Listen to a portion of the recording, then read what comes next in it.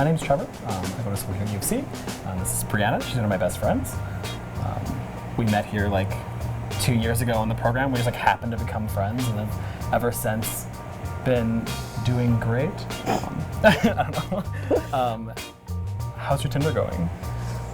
That's a good question.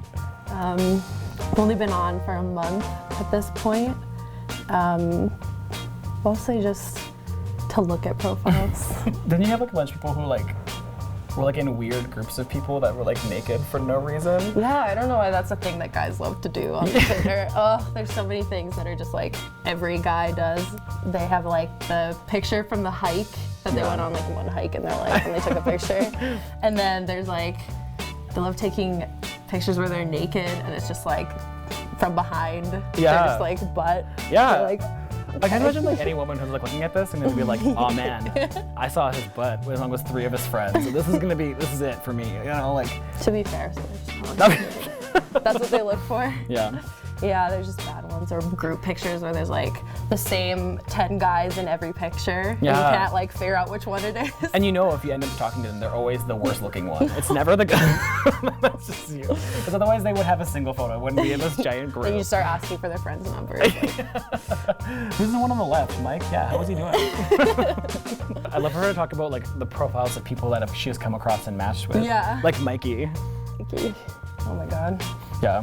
He's like, you tell the story. He's like a 12-year-old child that finds matches with her on Tinder. Yeah, it says like age 22, and then you look through the pictures, he's literally like 8 years old maybe.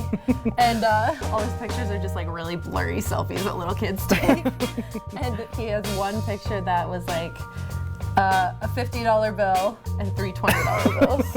I was like, look at $95. Yeah, rolling in the dough. I don't know, I always feel like it's bad because like when you start talking to somebody and then like it starts out being really fine, and then I always feel like there's like one yikes moment that always ends up happening. Like you've been talking to them and they'll be like, oh yeah, things are going good. I also like I can't even think of an example.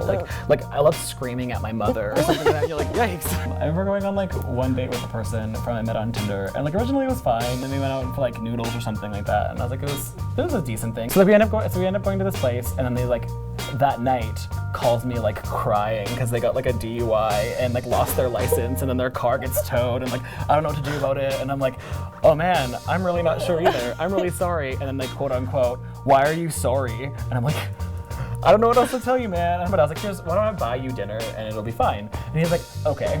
And then hung up, and then he's like, good night. And then that was it. And I was like, yikes. So I know I had to go do this, and it was fine. And so I end up going out there, and I should have known because like one of the first 5 minutes of the conversation, it like died, and then he asked to look through my wallet, and I was like, haha, I guess. Like, and I'm like, what? I don't know. And he's like, I can learn a lot about somebody by their wallet. And I was like, I was like, yeah, I have a Menchie's gift card in there for $45. I know what I'm about, son. So we ended up doing that, and then like it ended up being kind of fine, and then we ended up going to, he's like, hey, do you want to come in for a second? I had a book that I wanted to borrow you or something, and I was like, no, it's okay. I'm gonna just go home, because I had full intentions of never speaking to this person again.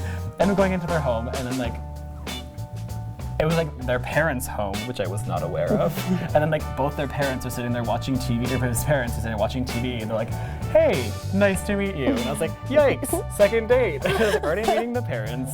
And then like the whole situation was just like spiraling out of control from there. Like it was like they were screaming at each other. I didn't know what to do. I didn't know how to get out. I was in the car. I was in a seat in between the two of them, and I was like, ugh. All these things were happening, and so I was like, oh my God, I don't know how I'm gonna get out of here. So I ended up being there for like 4 hours talking to them about God knows what. Like, I don't even know. It was like a time warp, because I just like clocked right out. So then I like go to leave, and I'm like, goodbye, yeah. And he's like, oh, call me. And I was like, okay, cool, I'll call you. And afterwards I was like, please, I just want to go home.